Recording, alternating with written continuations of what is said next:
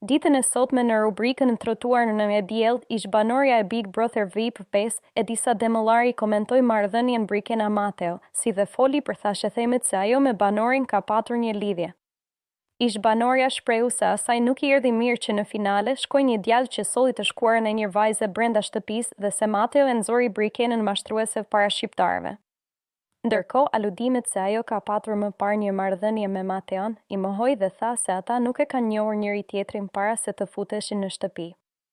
Unë si vajzë nuk do doja kurrë që një djalë që përmend të shkuarën e një vajze në publik të shkojë në finale.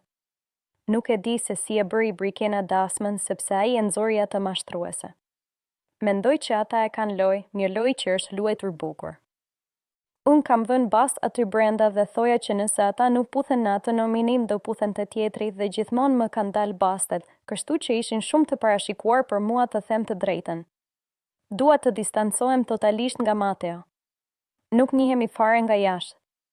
Kam 16 vite që jam shkëputur nga Elbasani.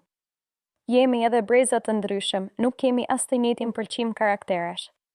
Mendoj që sulmin ndaj Brikenës donin vetë ata ta interpretonin si xhelozi dhe kjo ndodhte sepse nuk kishin argument që t'ia dinin, përdornin pretekstin se unë isha xheloze. Ju lutem, hera e parë dhe e fundit që e them këtë.